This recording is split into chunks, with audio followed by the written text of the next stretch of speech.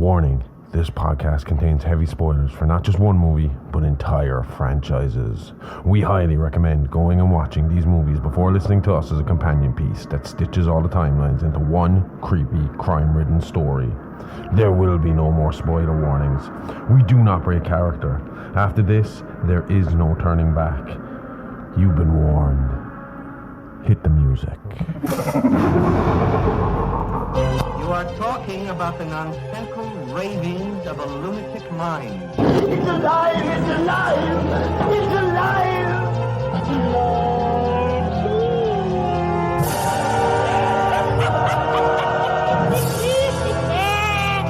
It's alive! It's alive!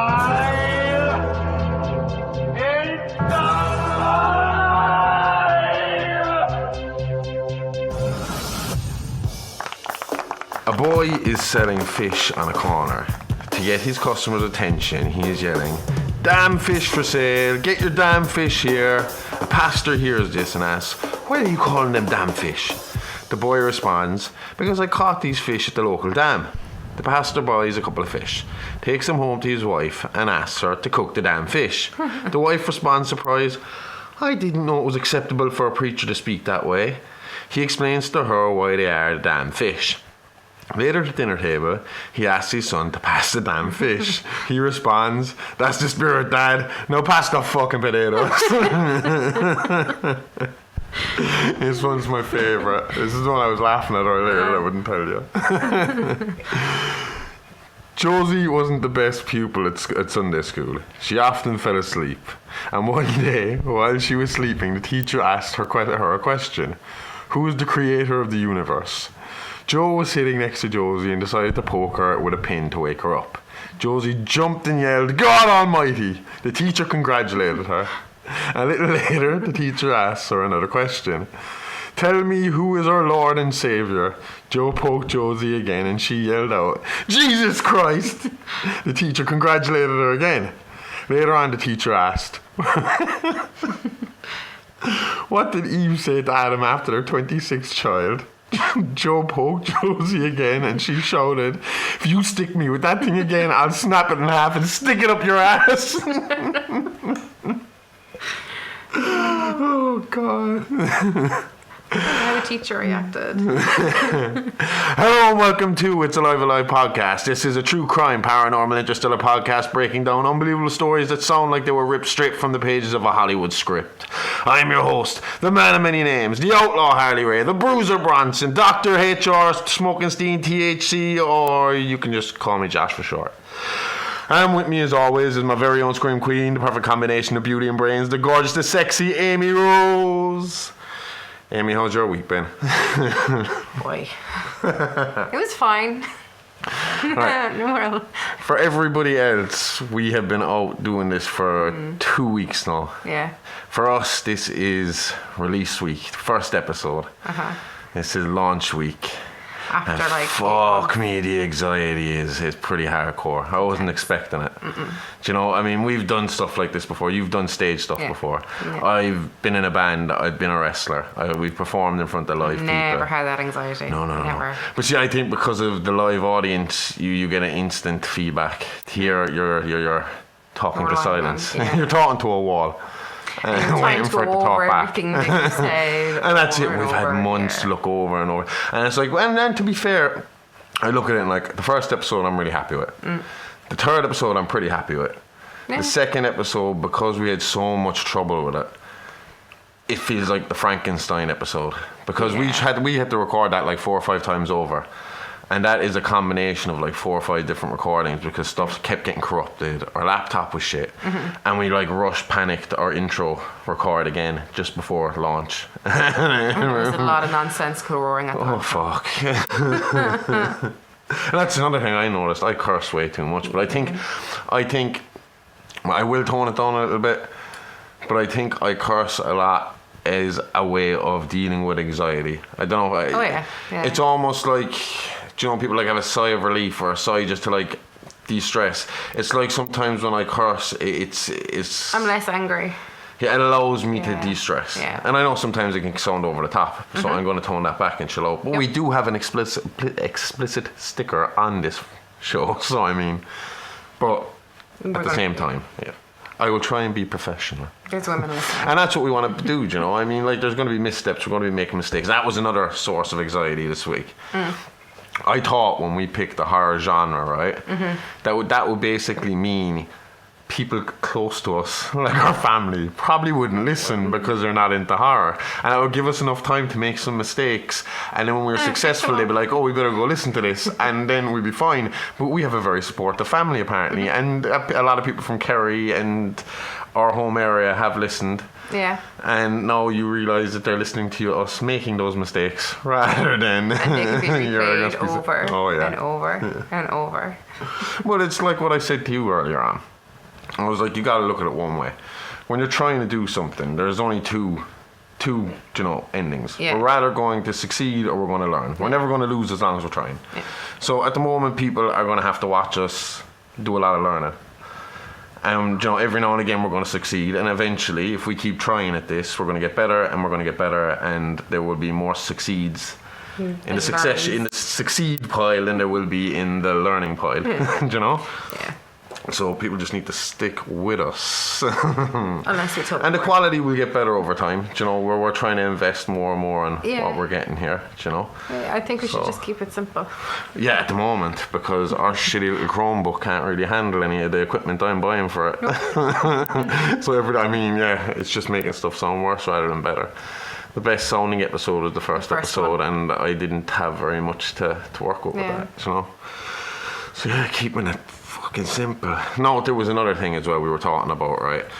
That with all this kind of like anxiety about this, and the anxiety, you're like a ball of energy and you're thinking about everything too much, and we're worried about our censorship on this, what we should say, what we shouldn't say, do you know, when we're talking about this. Now, again, we said we will be respectful from, going forward. We kind of have... Have we not be respectful? No, we're terrible people. I'm sorry. But just in case. Okay. We're trying to be respectful.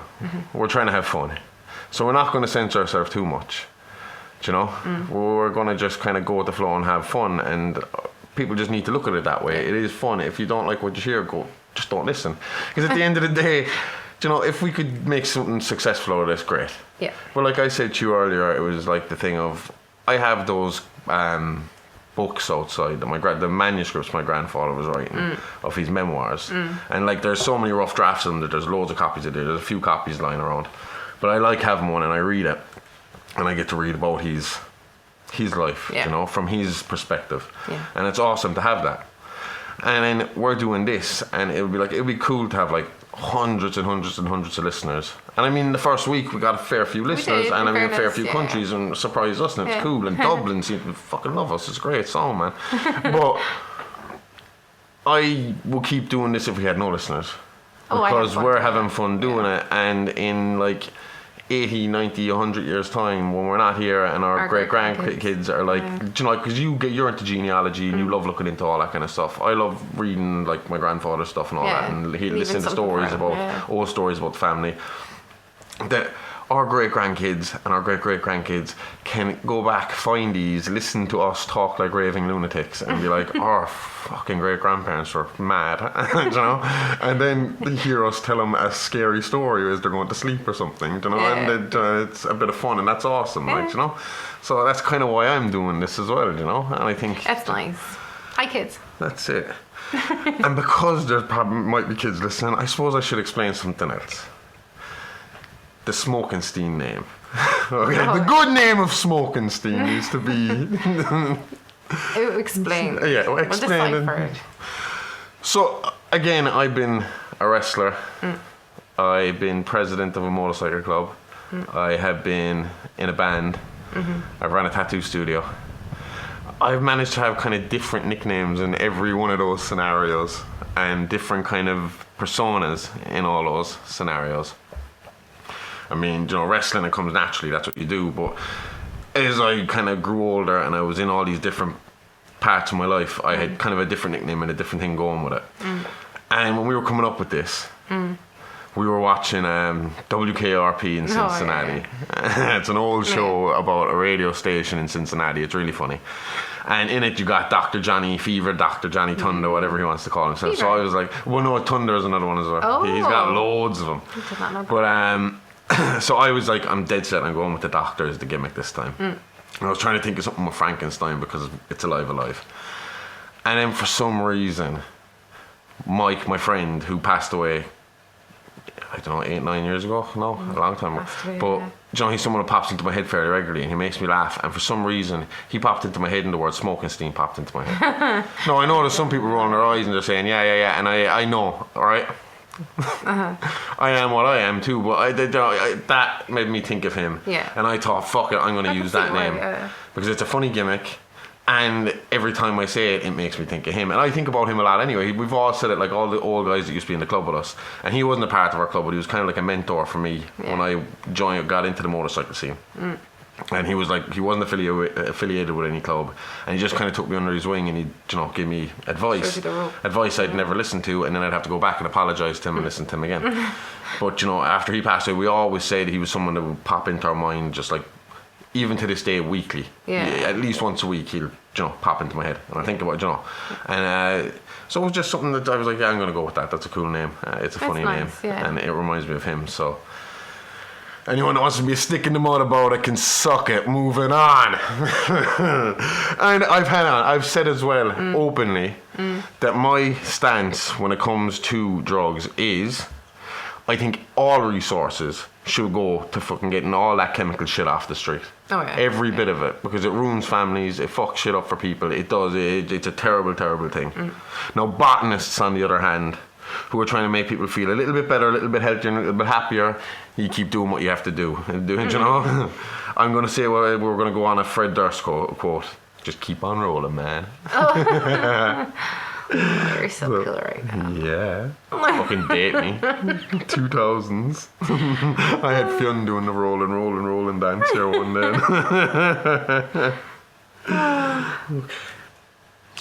I think like another part of doing this podcast for us as well is showing a bit of our personality off, a bit more of our personality off I think we might be quiet sometimes when we're around certain people. Yeah, give us a bottle of whiskey and we'll get loud. You'll hear about it then. But, sometimes we can be a bit withdrawn. We like to just hang out at home Depends on the time of day we're doing stuff about. Yeah, how lazy we are, is it? But it's just another way for us to kind of show people what we're into, maybe make them more comfortable around us when they see us and they can talk to us as well, because straight away what we're kind of about. I'd agree with that. And we are very chilled out people, and we suck when it comes. And I said it in the ad as well that we have for social media. We're terrible at social media kind of stuff. Yeah. We are a very in-person kind of thing, and chill out, have a drink, have a cup of tea with us, and have a chat. Yeah. So, but we're trying. So on that note, that's why I picked this thing today. Well, I picked this for two reasons. Okay. One reason is this is a story about paganism, and I have told everybody, brought up a Catholic because I'm Irish, but I consider myself pagan, heathen, whatever you want to call it, right? And I have my reasons behind that.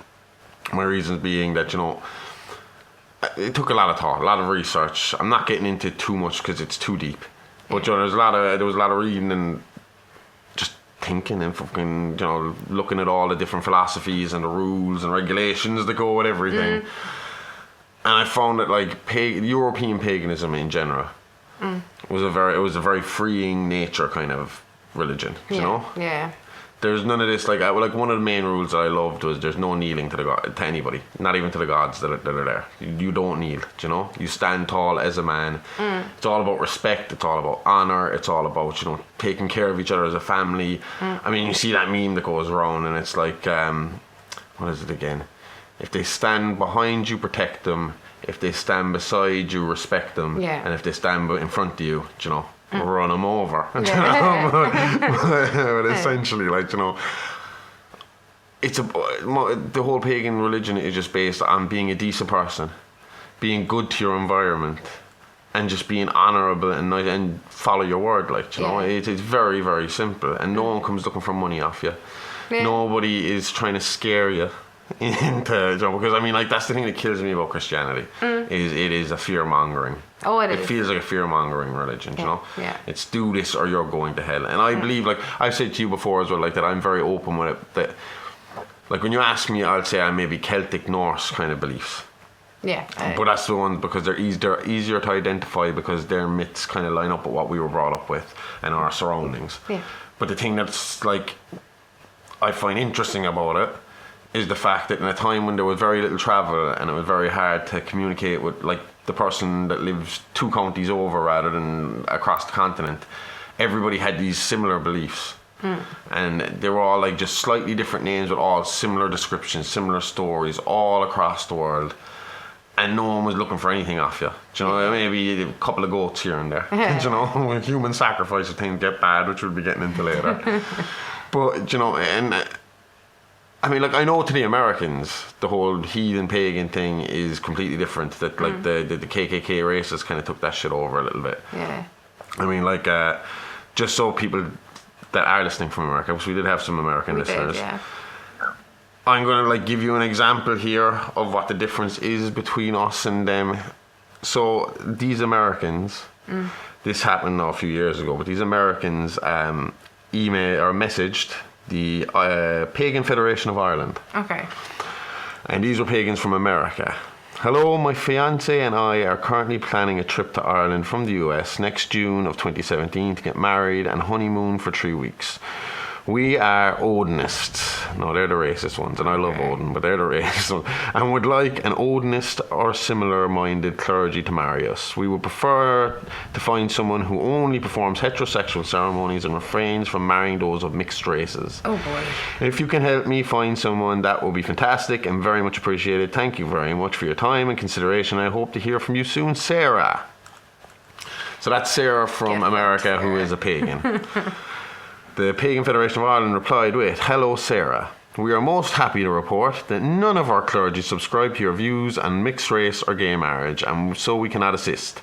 We cannot assist you in your upcoming visit to Ireland. Fuck off. Yours very sincerely, everyone at the Pagan Federation of Ireland." I knew they weren't Irish. It's more hippy-dippy here, and I'm not a Yeah. hippy-dippy guy, but, you know, it is more of a hippie kind of fucking movement here. Fair play to them.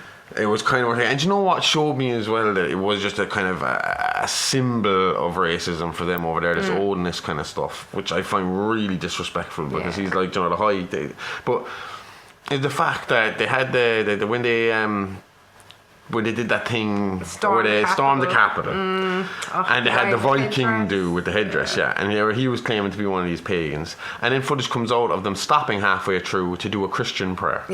It's like, you can't be both, buddy. No. Paganism is a religion, not a movement, not some, you know, club that you're in, you know. Okay, today, instead of crazy American pagans, we are going to be looking at crazy Scottish pagans.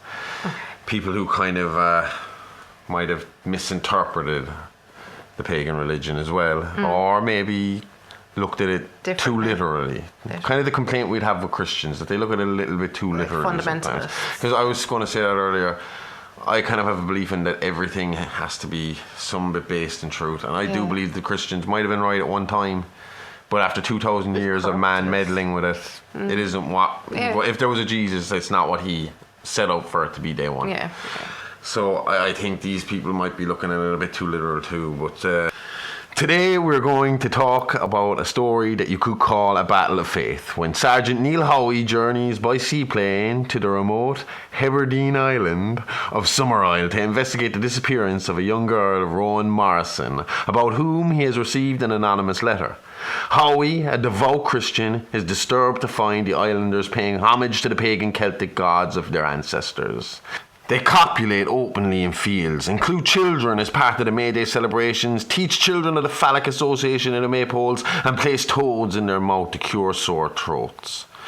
The islanders appear to be trying to thwart his investigation by claiming that Rowan never existed.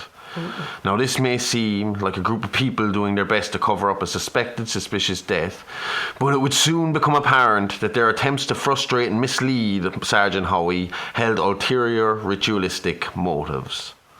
Most of our sources today come from the investigation notes and diary entries left behind by Sergeant Howie, and from the documentary The Wicker Man by Robin Hardy and Anthony Schaefer.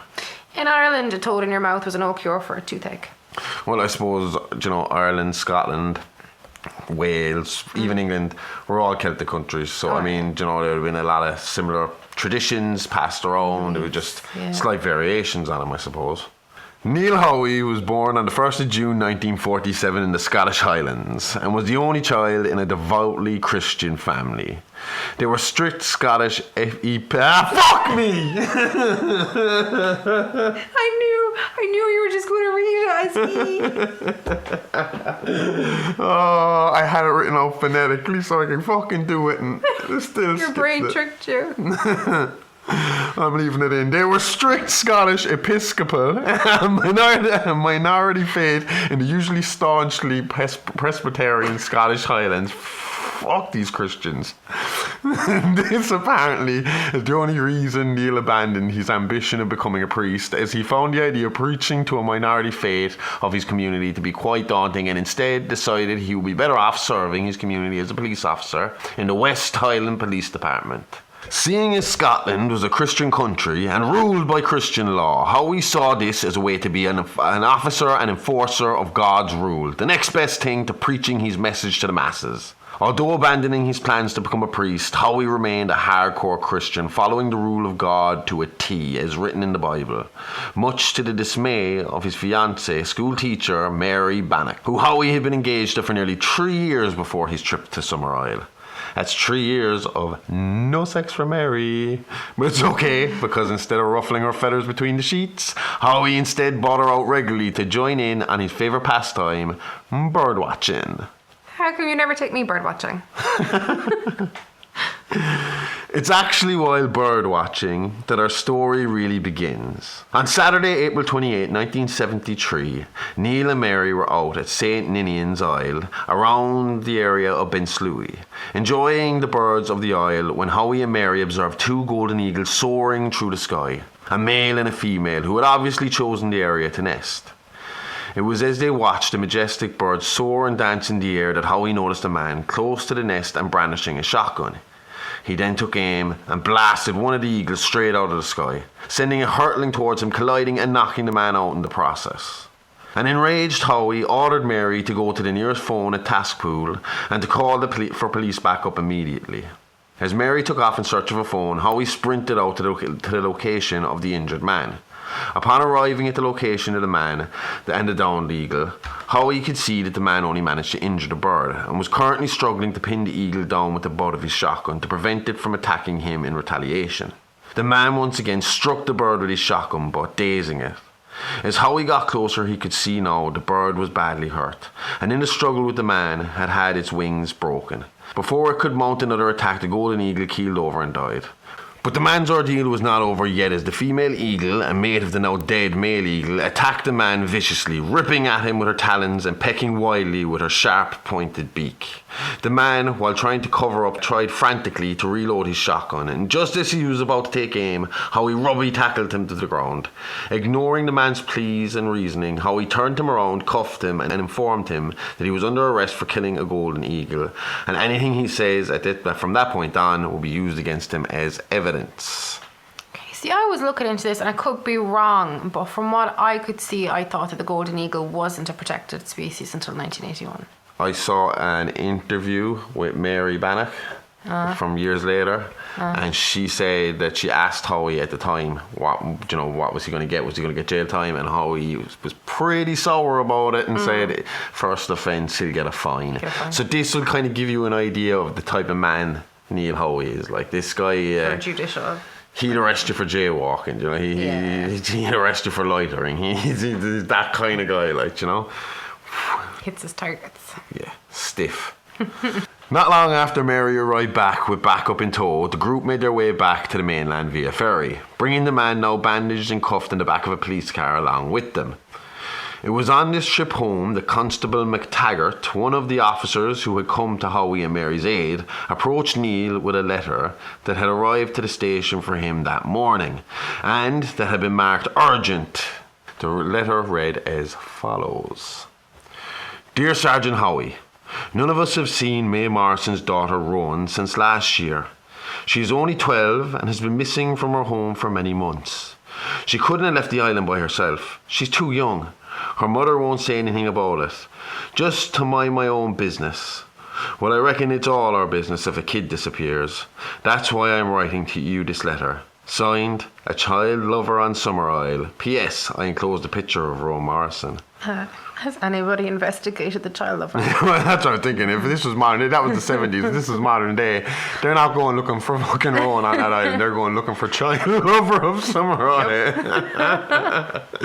That is an online grooming name if I ever heard. Summerisle child lover 69. That would be their username.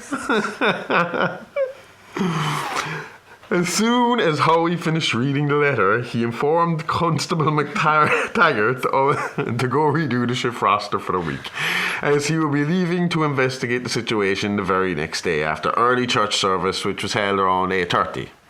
He would receive communion and hop on a police seaplane straight to Summerisle, an island known for its apple exports and its lack of licensing laws. That mean they get to drink whatever way as long as they want. Like Pachin and all, I wonder. So the very next day after communion, Sergeant Howie took off on his trip to the island, ready to begin his investigation and to get to the bottom of the disappearance of young Rowan Morrison. Upon arrival on the island, Sergeant Howie was met by the harbour master and a number of other elderly gentlemen. The harbour master informed Neil that Summerisle was a private island and that he would require the permission of Lord Summerisle himself to land here. But Howie was quick to point out that he would police and outranked any so-called lord that may rule the island. He then quizzed the men on the disappearance of Rowan Morrison and passed a picture amongst them. They all denied ever seeing her, stating that it was a small island with a small population, and if she had lived there at any point, they would for sure have recognised her. Does Lord outrank cops? I don't know, I was wondering the same thing, but I would assume so. I mean, you pointed out, look at some of the lords over there, they're mental, like, you know, you can't, nothing, I suppose, no government official can really get in the way of a proper investigation, can they? No. Like, even if it was a private island, still. Oh, yeah. Private island is still a part of a nation that has laws, and that's it, like, you know. Howie pushed at the men and read the letter he had received to them, pointing out that the mother of Rowan was May Morrison. The men acknowledged that the existence of May, the local post office keeper, but insisted that the girl from the photograph was not May's daughter. But Howie decides he will go to speak to Miss Morrison himself, and made his way through the island village. The islanders, obviously not used to outsiders, stare at him eerily as he makes his way to the sweet shop / post office.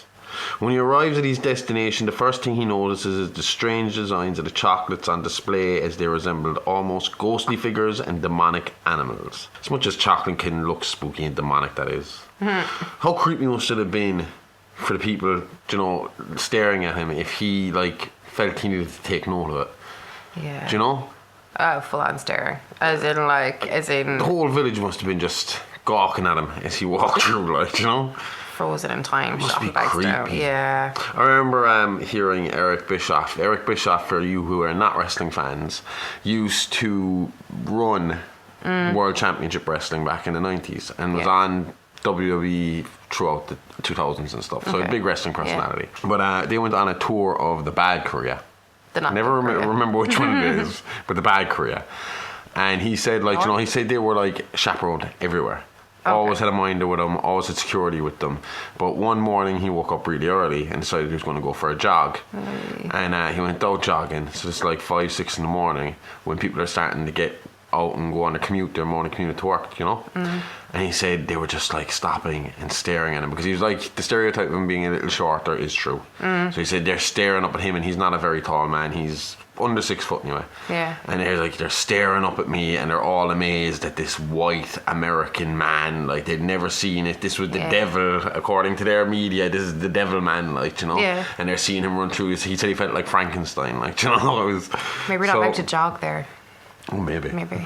Taboo to jog unless you jog like the emperor.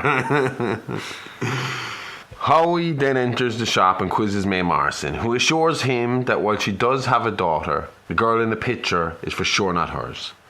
She then brings him to the back of the shop where her home is. And Neil meets May's actual daughter, the 9-year-old Myrtle. Terrible name.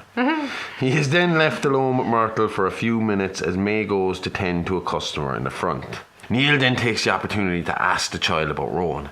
The girl will only say that Rowan is a hare who plays in the field. Neil is then interrupted by May putting an end to the questioning. Over a cup of tea, Neil inquires about the best place to find accommodation for the night, and Mrs. Morrison directs him to the Green Man Inn, a public house and local B&B. So the Green Man, that was a pagan symbol meant to symbolise the cycle of life, death and rebirth. So there's links to Robin Hood, links to Arthurian legend in The Green Knight, and in the story, the Sir Gawain story, the movie that just came out. Is it the same guy will he be the same guy as from the Green Knight movie? Do you know that big tree dude? Basically, yeah. Cool. So there's links there, but the mad thing about it is it's included in a lot of Christian architecture, the way they'd include heads over the door here, kind of to link the paganism. But whenever you see it next to a portrayal of the Virgin Mary, it's always smiling. But if there's no Virgin Mary anywhere, it's angry. Yeah? Yeah. And that's the Christians do that That's one. the Christians Even though that it's a brought him pagan. into, it's kind of to bring him over the Like they did with everything else. Yep.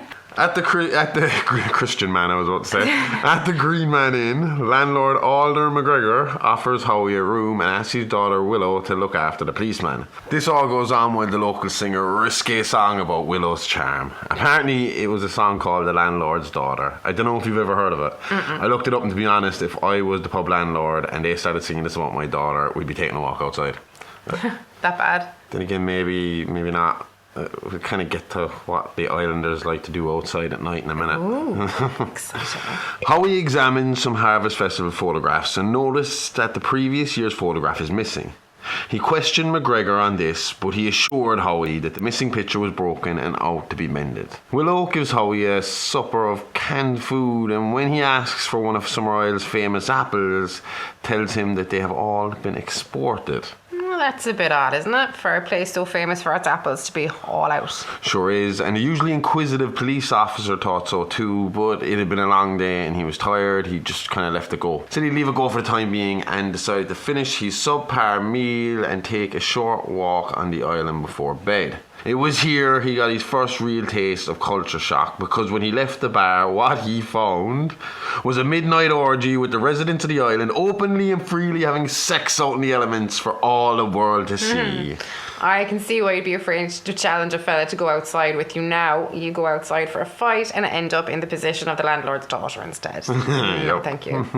This obviously disturbed and sickened the devout Christian Howie. As he progressed further from the bar, he found a local cemetery where the locals were watering graves like flowers, and he found a crying naked woman straddling what looked to be a fresh grave. This all being too much for Sergeant Howie, briskly made his way back to the Green Man Inn and retired to his bedroom for the night. Before bed, as he knelt saying his nightly prayers, Howie was further shaken when he finally saw Lord Summerisle, the Lord of the island, bringing Willow, a teenage boy, for sexual initiation. I mean, this all has to be a lot for a fire and brimstone Christian to deal with. Leaving what he considered to be a civilised Christian society to be thrown right into the deep end of a full-blown Celtic pagan heathenry, and the shocking realisation that this is happening openly only a few miles away from the mainland. This whole place is like a different world for Howie. How it's been overlooked or tolerated for so long is mind-boggling to him. Surely this is still part of the United Kingdom and should be following the laws and religion of that kingdom. This again is 1973. Religious tolerance outside of the particular homeland is still decades away. What Neil Howie was witnessing must have been completely incomprehensible to him. Yeah, it must have been like absolutely surreal for him. Like, why were they even watering graves? Were they trying to grow zombies, or what's the story there? They planted small trees in the graves, kind of a rebirth thing. Your body nourishes the soil and something new grows from it. Okay, so they were watering the flowers on the graves, basically. Okay, not playing Plants vs. Zombies, right? No. The next morning, Howie heads to the local school in search of Rowan. There he finds the children being taught about phallic symbols and participating in the phallic maypole dance. The maypole, I mean, I don't know a whole pile about it, but it's like basically a huge pole with these strands of string or ribbon off it, and all the kids or adults or whatever are holding on to the string. They're singing a song and they're running around it and kind of crisscrossing. And the children claim not to know Rowan, but Howie finds her name in the register and accuses them of being liars. Taking him outside, the school mistress, Miss Rose, explains that Rowan's soul was returned to nature, and that the children only learn of Christianity as comparative religion. By a ruined church, he finds what is apparently Rowan's grave, adorned with her umbilical cord. From the island's doctor, Howie learns that Rowan burnt to death, but can find no entry of her in the records office. Inquiries with the island's gravedigger, librarian and doctor were all fruitless. The officer still couldn't shake the feeling that the missing Mayday 72 picture from the inn had more meaning behind it. So he decided to question the local, let's call him pharmacist, and photographer Mr. Lennox, who told him the negatives had been destroyed and that there was no copy of this picture left in existence. Why did you get all sarcastic when you said pharmacist? Well, let's just say you're not going to pick up a packet of paracetamol in this guy's shop. Howie noted in his police pad some of the contents of the shop included foreskins, rat's brains, bull's testicles, mounted lizards, snake oils, and one bottle that just simply said brains. Howie himself is said to have been witness to May Morrison sticking a small toad in her daughter Myrtle's mouth to take away the sore throat. Ugh, cheated. No, it was only in there for a couple of seconds. Then May removed it again, claiming that the toad had somehow kind of absorbed the illness from Myrtle. Kind of like what you were saying with the Irish and the toothache earlier on. Yeah, but I'd rather have a pain on my throat than a pain on my tooth. Our Scots are way too soft. Don't go there, Amy. Either way, Howie's morning had been fruitless, and he was no closer to solving his mystery. His frustration mounting, Howie went to Lord Summerisle's castle to ask for permission to exhume Rowan's grave, now suspecting murder. On his way to Summerisle's manor, he witnessed a fertility ritual, right? It was being performed around a fire in the middle of a ring of standing stones. All the participants were hot naked girls. When he eventually questioned Summerisle on the morals of having these women parade around naked, Summerisle just quipped back at him with, well, it would be very dangerous to dance around and jump over a fire pit in clothes that could catch alight. I would have to agree with Summerisle. Personally, as a pagan heathen myself, I'm loving the sound of Summerisle. I say we pack up and move there ASAP. At least we know that our safety is his main concern. Hey, you. Yeah, you. You like the podcast? Want some more? Then head on over to our Patreon page, where for just €5 a month you get up to 12 extra shows in that month, along with piles of minisodes covering fun facts from the world of horror and true crime. Each week we drop multiple shows such as Real Monsters, where we look at the inspiration behind the movie Killers, or Behind the Mask, where we take a look at the influential people and happenings in the world of Hollywood. All this, plus movie reviews, watch-alongs, and regular AMAs. That means ask me anything. You really do get a bang for your buck. And by bang, I mean like podcast. I'm not soliciting or anything. Shit. Moving on.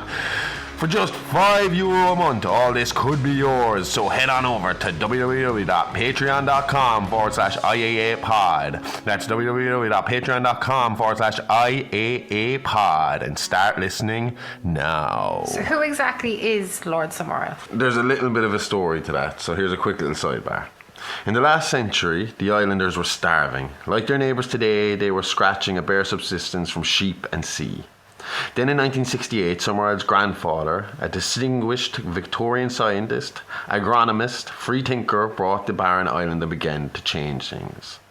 For those who are like me and have no idea what an agronomist is, it's a scientist that specialises in soil management and crop production. Okay. What attracted his grandfather to the island, apart from the profuse source of able-bodied labourers that he promised, was the unique combination of volcanic soil and the warm Gulf Stream that surrounded it. You see, his experiments had led him to believe that it was possible to induce here the successful growth of a certain new strain of fruit that he had developed. Okay. So with typical mid-Victorian zeal, he set to work.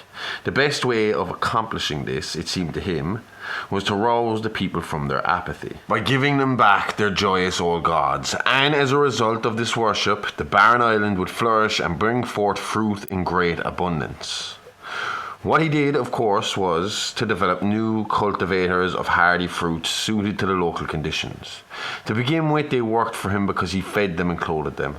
But then later, when the trees started fruiting, it became a very different matter, and the ministers fled the island never to return. So that'll tell you who's in charge when we were asking earlier on, the Lord. What Summerisle's grandfather had started out of expediency, his father continued out of love. He brought Summerisle up the same way, to revere the music and the drama and rituals of the old gods, to love nature and to fear it, and to rely on it, and to appease it where necessary. He brought him up as a heathen. God had his chance and he blew it, and Christianity is seen merely as a comparative religion in his community. Many of the island's pagan traditions, beliefs and practices predate Christianity, and its deities include the god of the sun, and the god of the seas, and the goddess of the orchards. The idea of reincarnation is firmly rooted among the population, and a few rituals that even include human sacrifice still in practice, which Lord Summerisle openly accepts and encourages.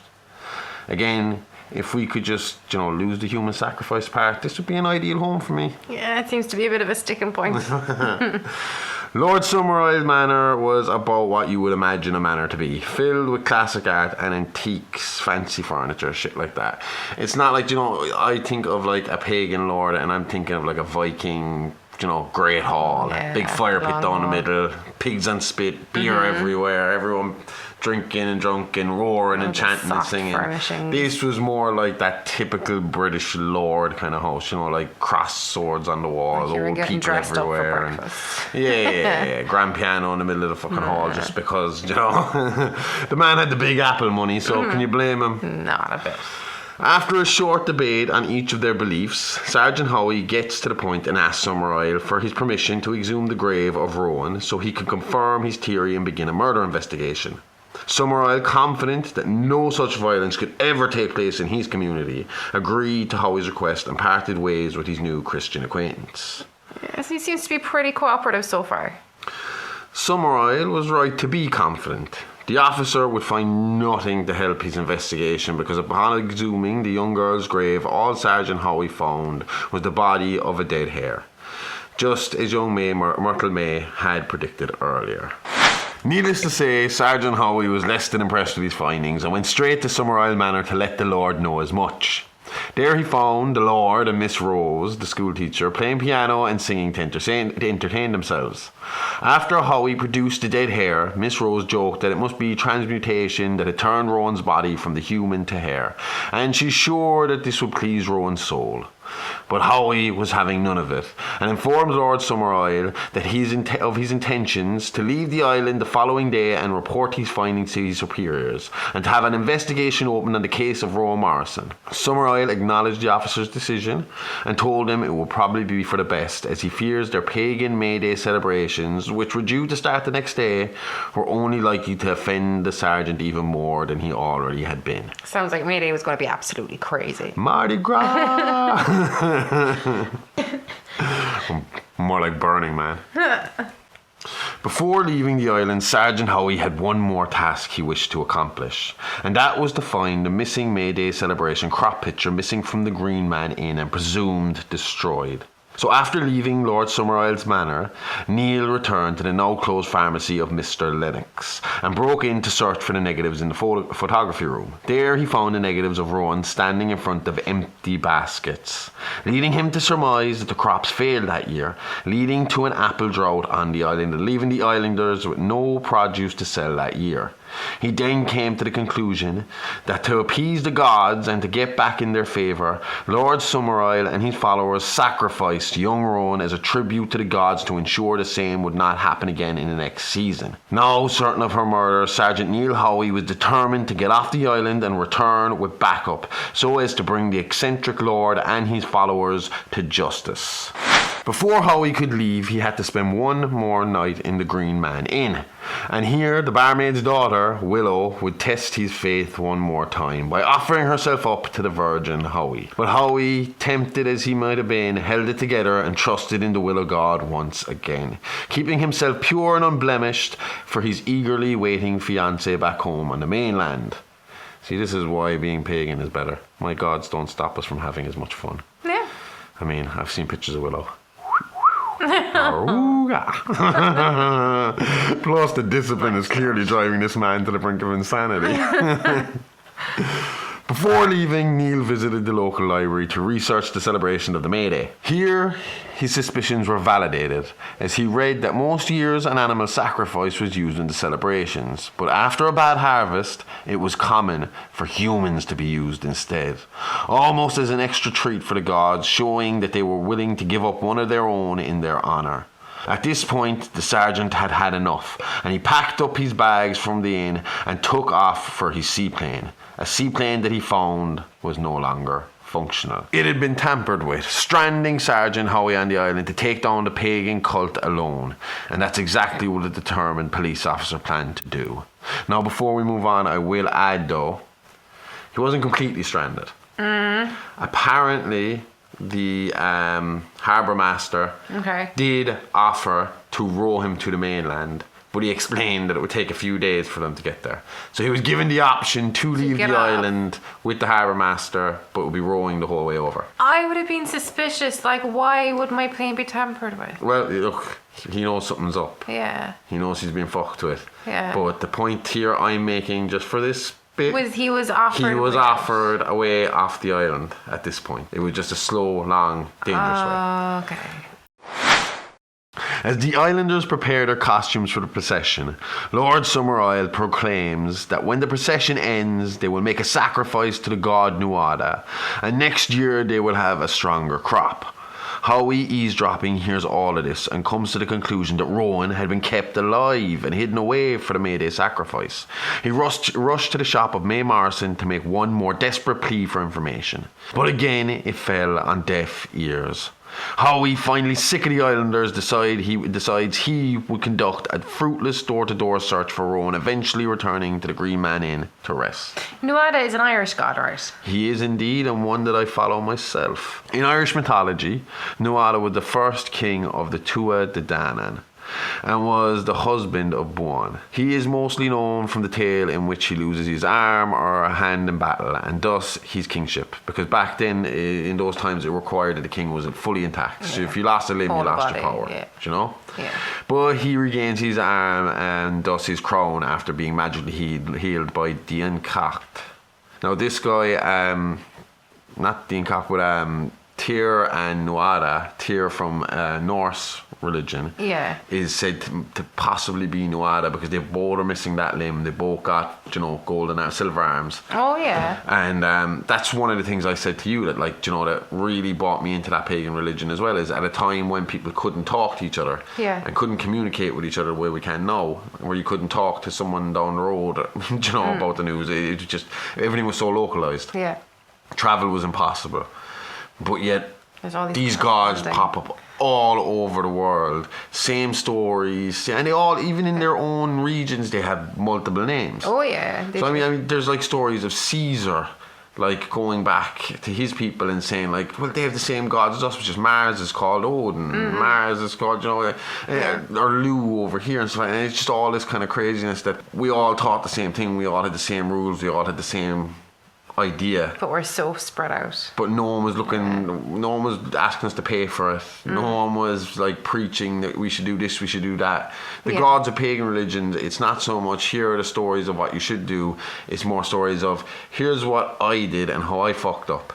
Learn from my mistake, or go out and try it yourself and then learn from the mistake. But the main goal here is just learn from the mistake. And that's it. And that's what the stories are about. There's no fear mongering, there's no hell. There is a special bad place for terrible people, but like Hitler and stuff. But there's no like fear mongering devil that's going to take you away for like holding hands in public, Yeah, fuck that. So anyway, Nuada, meaning to acquire through hunting, was considered an honest and judicious ruler.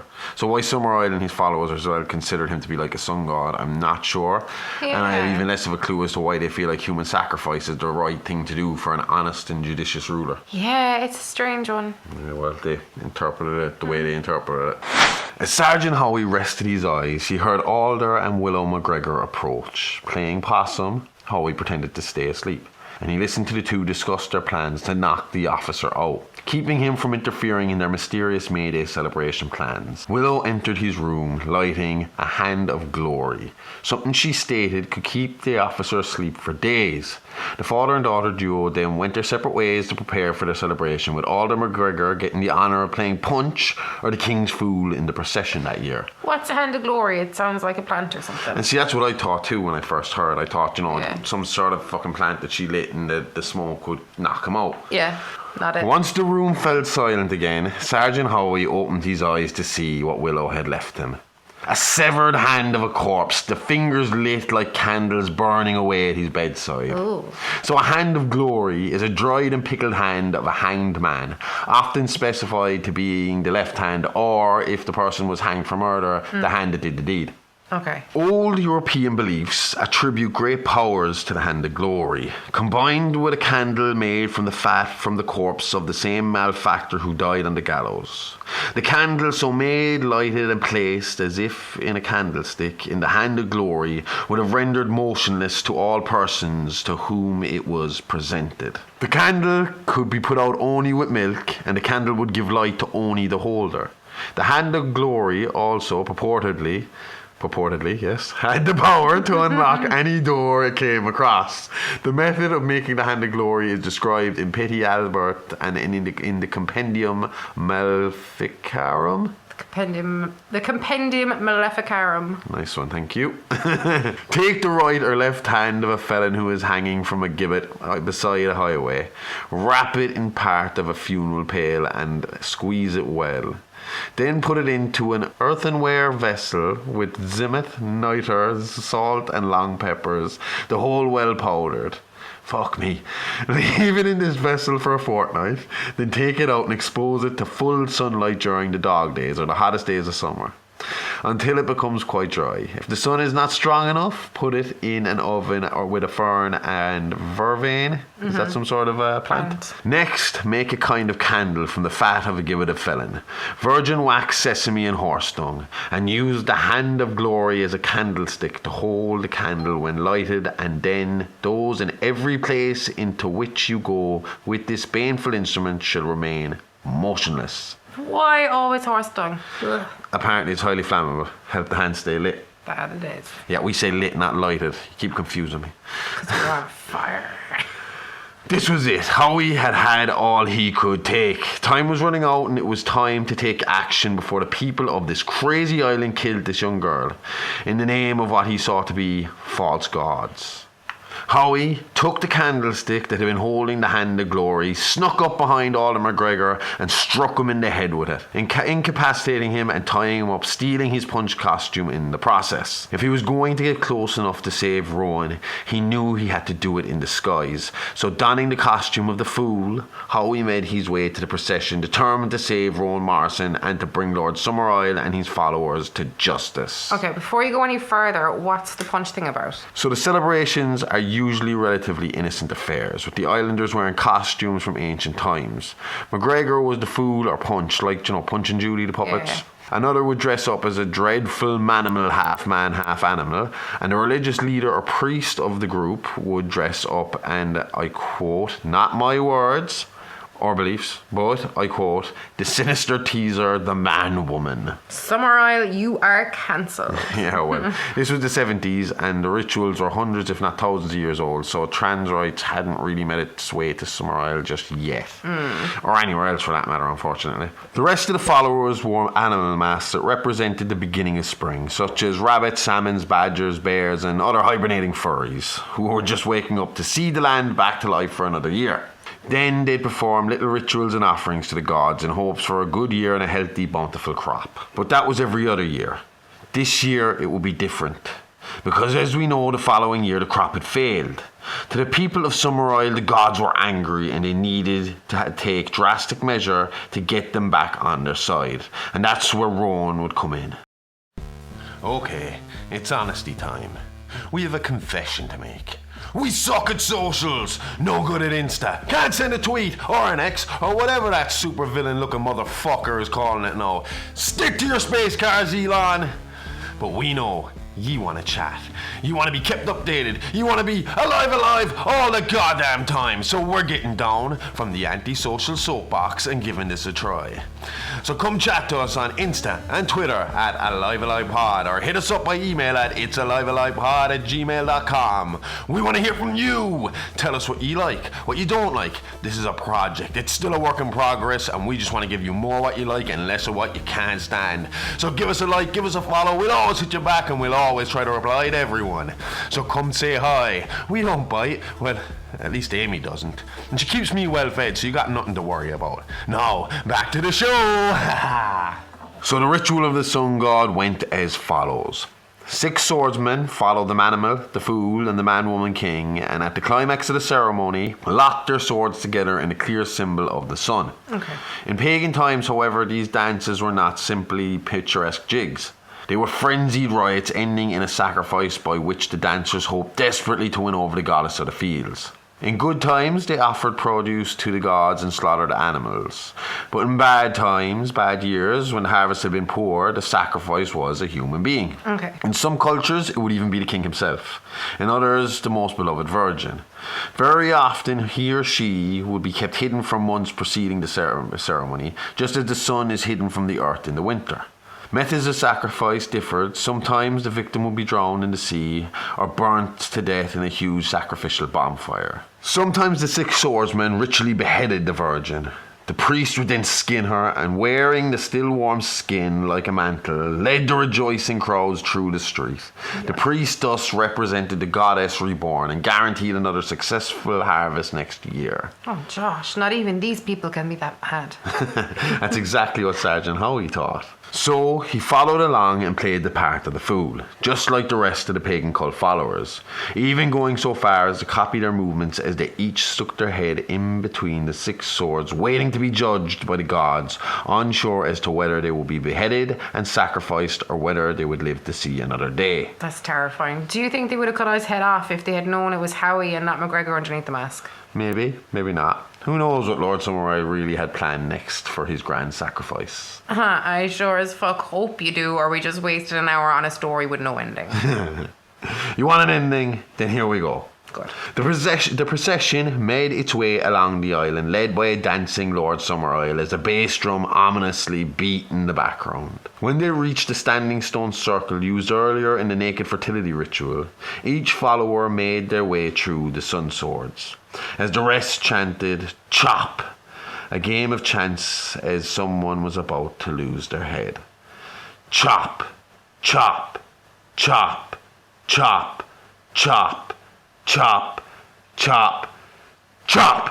They fucking did it.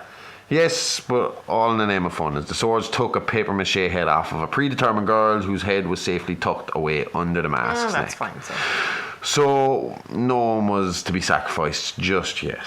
They then made their way to the beach, where Summerisle made an offering to the gods of the sea, spilling barrels of ale into the ocean as to gain more favour. It was then Sergeant Howie's suspicions were finally validated, as Summerisle announced they must now make another offering to the gods of the land, a more dreadful offering, as he was said to have put it himself. And from a cave on the cliffside by the beach, a bound Rowan Morrison was revealed to the crowd. Howie, unable to contain himself, blew his cover, rushing to the aid of the young innocent girl. He then untied her, and the two ran towards the cliff caves as the islanders followed, hot on their heels. Ooh. The officer, unfamiliar with the lay of the land, followed Rowan, trusting she would know the fastest escape route from the rocky maze, and he was right. Rowan led him safely through and out the other side, where they found Lord Summerisle, Miss Rose, and Willow McGregor already there atop the cliff, ready, waiting on their prey. Shit, they're going to kill the little girl. Nope. No? They never had any intention of harming sweet little Rowan, and as they left the cave, she ran to Summerisle, hugging him and asking, "Did I do good?"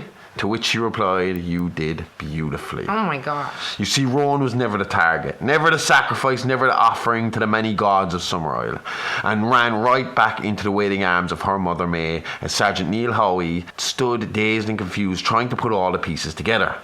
It was then Lord Summerisle and Miss May revealed their true intentions. "Welcome, fool. You have come here of your own free will to an appointed place. The game is over, the game of hunting leading the hunter. You came here to find Rowan Morrison, but it is we who have found you and brought you here and controlled your every thought and action since you arrived. Principally, we persuaded you to think Rowan Morrison was being held as a sacrifice because our crops failed last year. Oh yes, they failed, alright. Disastrously so. For the first time since my grandfather came here. The blossom came, but the fruit withered and died on the bough. That must not happen again this year. It is our most earnest belief that the best way of preventing this is to offer to our God of the sun and to the goddesses of our orchards and the most acceptable sacrifice that lies in our power. Animals are fine, but their acceptability is limited. A little child is even better, but not nearly as effective as the right kind of adult. You, Sergeant, are the right kind of adult, as our painstaking research has revealed. You uniquely were the one we needed. The man who would come here of his own free will. A man who would come here with the power of the king by representing the law. A man who would come here as a virgin. A man who has come here as a fool. Punch, one of the great fool victims of history. For you have accepted the role of king for a day, and who but a fool would do that?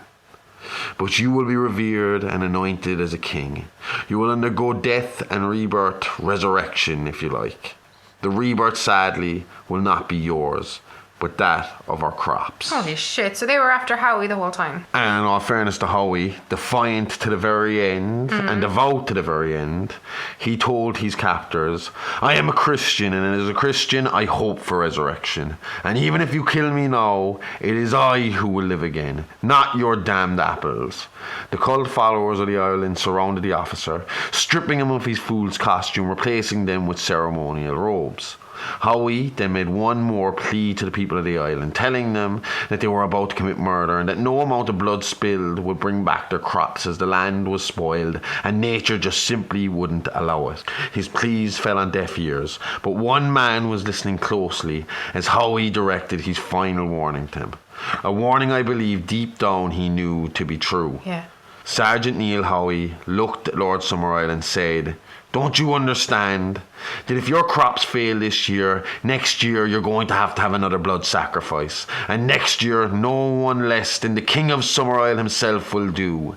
If the crops fail, Summerisle, next year your people will kill you on May Day. Summerisle knew he was right, but at this point there was no backing down, and the people of Summerisle grabbed Sergeant Howie and led him to his place of execution. Again the big bass drum beat as Howie was led up the cliffside. The sky grew cloudy and dark, and the people chanted to their ancient gods. It was then Howie saw it. The 15-foot bonfire built in the shape of a man. Inside, animals filled different chambers. Around it stood 4 men holding fire torches ready to set it ablaze. Howie begged his god for salvation, but unfortunately for him, his god wasn't listening. This did nothing to shake his faith though, and as the pyre was lit below him, Sergeant Neil Howie recited Psalm 23, prayed to Christ, and cursed the islanders. Awake, ye heathens, and hold. It is the Lord who hath laid waste your orchards. It is he who hath made them bare. Reverence the sacrifice. Hold, ye husbandmen, because the harvest of your field has perished, and the vine has dried up, and the apple has languisheth. Even all the trees of the field are withered, because the truth is withered away from the sons of men. Desire shall fail, and ye shall all die accursed.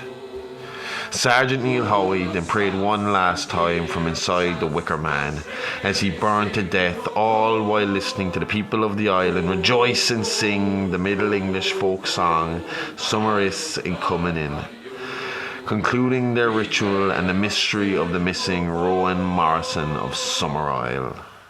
You said at the start of all this that it was Neil's notes and a documentary that gave us all the information that we have here. But how do we know so much about Neil's end? Like, he was hardly taking notes in the Wicker Man, and even if they had, they would have burnt or at least been hidden away by Lord Summerisle. Neil Howie was a cop and an active member of the church with a fiancée waiting at home. It didn't take long for his fellow officers to come looking for their fallen comrade.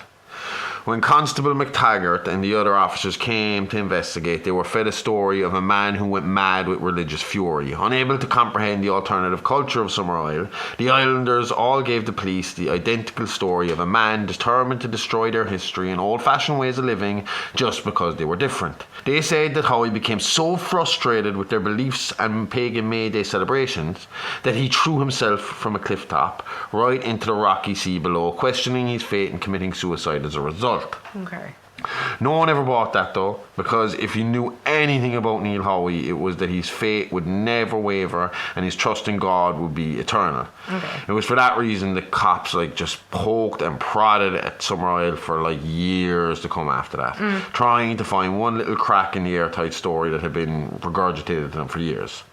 Finally, years later, documentary makers Robin Hardy and Anthony Schaefer were able to reveal the truth to the world, as a now guilt-ridden adult Rowan confessed to them all about what happened over those dark few days. Oh. Unfortunately, all the islanders responsible had since passed away, and no one was ever brought to justice for this. What happened to Lord Summerisle? Did the crops return the next year? They did, but I'll point out it was more than just a sacrifice that brought that about. Summerisle had some of the best agronomists in the UK bought in to improve the soil conditions, possibly taking the warning from Howie to heart, realising he would most definitely be the fool to lose his head the next year if the islanders saw no improvement in the crop. And was Rowan ever prosecuted for her part in all of it? Being that she was so young at the time and under the influence of a mad cult leader and the adult followers, the likelihood is that she wouldn't have been prosecuted for her part, no. Well, what do you mean the likelihood? She either was or wasn't prosecuted. There isn't really any middle ground there. As I said before, Rowan Morrison was an adult racked with guilt and grief for the part she played in Neil Howie's death. And the day after she was interviewed for the documentary The Wicker Man, she threw herself from the very cliff the islanders had claimed the sergeant had jumped from all those decades beforehand. Her body, like Howie's, was never, ever recovered. So that is the story of the Wicker Man cult of Summerisle. Jeez, so I just thought it would be a nice change of pace. We've done serial killers for the last couple of weeks. We have. We'll try a bit of cult stuff. One death. Yeah. Kind of. No, not really, though. Animals got killed as well. Okay, fair amount of animals. And a lot of poor old frogs getting sore throats and bad teeth. Yeah. To be honest, I feel worse for the animals than Howie in this. He was... Yeah, Howie kind of reminds you of, again, to go back to all the way back to Scream, kind of a Cotton Weary kind of type. Yeah. Just although, no, I felt bad when Cotton Weary, Yeah, fuck that.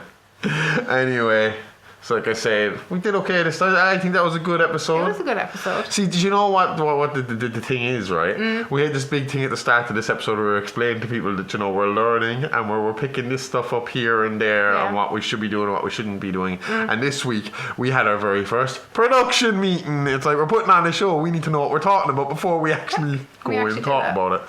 So we sat down and we actually had a production meeting. It was there, right, that I actually realised that we're saying stuff that there's do you know how different regions have different slang? Well, me and Amy spend so much time together in the one house that our one house has its own slang.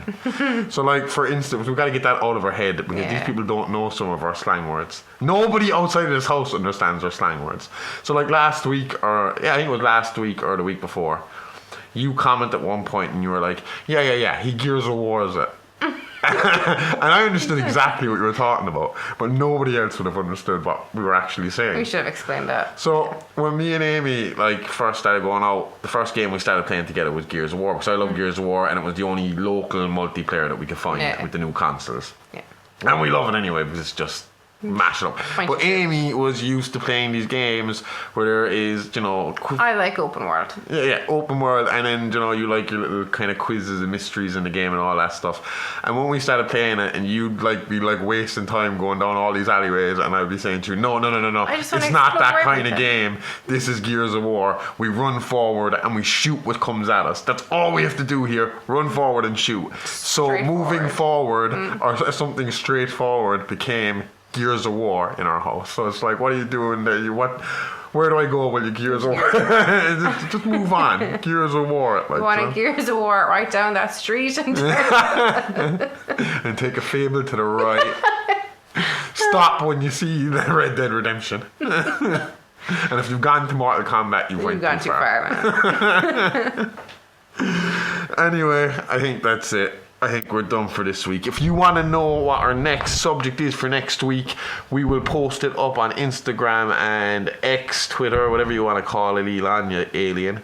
And you can check that. You can check that out now, and it'll be up a day early on Patreon next week. It'll be up on Tuesday before the Wednesday. Yep.